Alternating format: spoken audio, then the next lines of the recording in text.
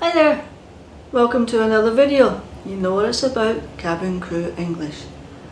And this time we're going to look at more interview skills and questions and role plays. So the first one today is, you spilled coffee, wine, juice on a passenger's shirt. He starts shouting. How do you calm him or her down? Well, first of all, you apologise profusely, but maintain eye contact. So I am so sorry, sir. I am so sorry, madam. You can also say something to the effect of, I can see why this is so frustrating for you and you have every right to be upset. Is there anything I can do to alleviate this situation for you? So try and always say you. But if the situation continues and escalates, then you might want to get a supervisor to help you. Next one, you have an intoxicated passenger and he or she wants another drink. Now generally, according to the rules of airlines, and it will depend on the airline you join, the ground check-in crew, if they see someone really intoxicated, there's a good chance they won't even let them check in. However, they might be able to check in, and the senior cabin crew member will be notified when the passenger comes up to the plane door, and it'll be up to the senior cabin crew member to decide whether or not the passenger gets on the plane. So it's kind of like, you know, if someone comes out like, oh, I can't find my seat, there's a good chance that he or she won't even get as far as the plane. However, during the flight, someone starts drinking. And he demands another drink and he gets intoxicated. So what you can do is say, what you can do is you could offer another drink, but put more mixer than alcohol. Okay, so for example, if it was vodka tonic, put more tonic than vodka. That might help. Or you can say something like this and be tactful. I'm sorry, I don't think I should offer you another drink, sir, madam.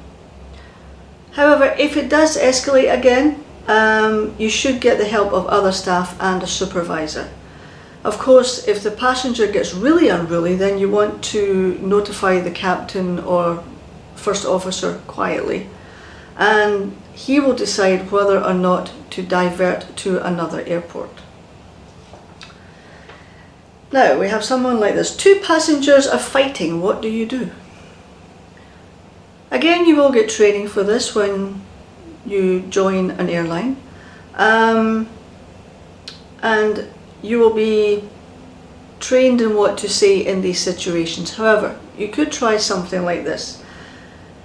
You could tell them that there's a zero tolerance for this kind of behaviour, and if they don't stop, then the aircraft will be diverted and they will be placed under arrest when the plane lands. Try and calm them down, and definitely do not serve them any more alcohol, even if they ask for it. Again, if the behaviour continues badly, inform the flight crew, first officer, captain, quietly again, and they will make arrangements to divert the flight to a nearby airport, and they will also inform the local police that you know, there's two unruly passengers and they have been fighting and they may get arrested. Next one. A passenger wants ice in his drink, but you have run out. What do you do? This is kind of a fairly simple one. Sorry sir, I have run out of ice. I will go get some more and I'll be right back. Quite simple.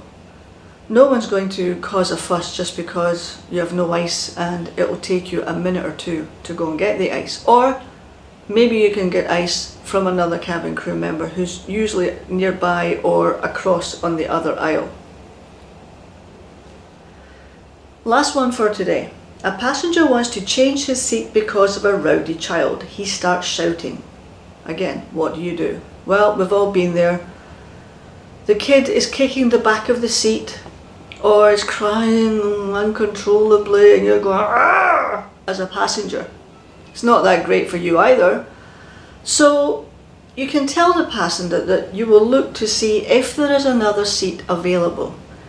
And if there is, then you can tell the passenger he can move. But he might have to wait until takeoff because they do this loading thing when passengers check in.